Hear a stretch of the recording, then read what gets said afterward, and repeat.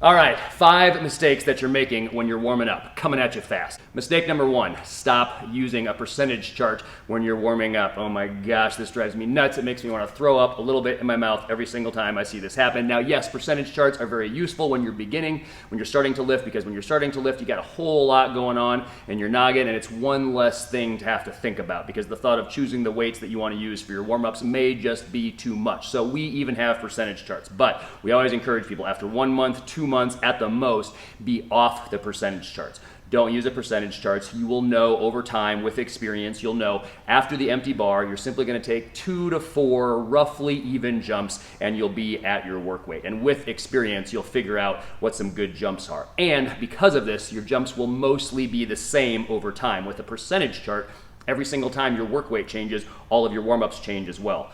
Experienced lifters do not do this. Most of their first couple warm-up sets tend to remain the same over time, which makes the warm-up process much easier, much simpler. You don't have to think nearly as much about it, and you don't have to get out your percentage chart or walk over that percentage chart that's hanging on the wall. Stop using percentage charts. Number 2, using a spreadsheet or an app to help you figure out your warm-up weights. I see what you did there. That's just a percentage chart wrapped up in technology. Don't use an app. Don't use a spreadsheet. You got Google Sheets open on your phone or something like that. You're better than that. And all the same reasons apply. If you get away from it, warming up in the long run will be simpler, easier, quicker. Number 3, using too small of plates in your warm-ups. All right, let's just rule out 1.25 pound plates right away. Don't use 1.25 pound plates right away. All right, all of your warm-ups can either end in the number 5 or the number 0. They don't need to end in a 2.5 or a 7.5. Your work weights, yes, maybe, absolutely, that can be useful, especially for things like a press or a bench press, but not your warm-ups. Everything can end in a 0 or a 5. It doesn't need to be that precise. And over time, more and more of your warm-ups can simply end in the number 5. So 75, 85, 95, and that will also allow you to remove the use of 2.5 pound plates from your warm-ups, or at least most of your warm-ups. The stronger you get, the more the majority of your warm-up will have to do with bigger plates. So things like 5s and 10s, and eventually 10s and 25s, and eventually 25s and 45s. So don't use 1.25 pound plates, and over time, probably stop using 2.5 pound plates for at least most of your warm-ups. Maybe the last warm-up you want to be that precise.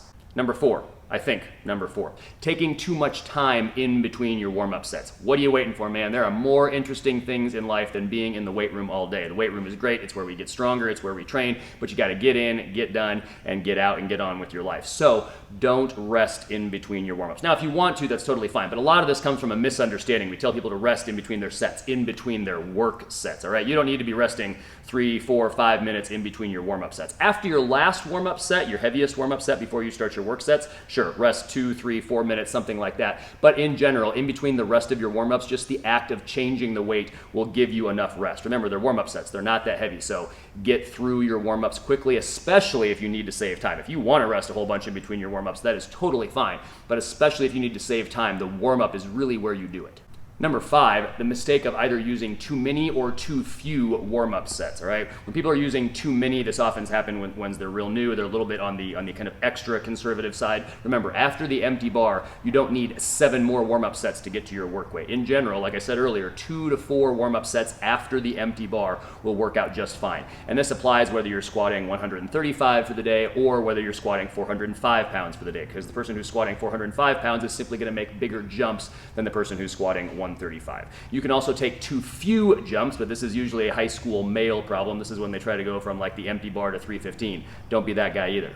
Remember, the warm-up should get you ready for the work set, which is why you don't want to jump from 45 pounds right to 315 pounds, but it also shouldn't exhaust you for the work weight, which is why you don't want to take 7 warm-up sets after the empty bar. And this idea of not exhausting you by the time you get to the work set is also why, in general, you want to taper your warm-up sets. So in other words, you want to do fewer and fewer reps as the warm-ups go along. So a scheme like this usually works out pretty well. This is what we recommend. You can modify it to your heart's delight. We recommend 2 sets of 5 with the empty bar, and then do your first weighted set as a set of 5, and then the next heavier set after that, a set of 3, and then a set of 2, and then a set of 1. If you have any more warm-ups after that, you can just do singles. All right, I think that was 5. Maybe it was kind of 6 there at the end. As always, we hope this helps you get stronger and live better.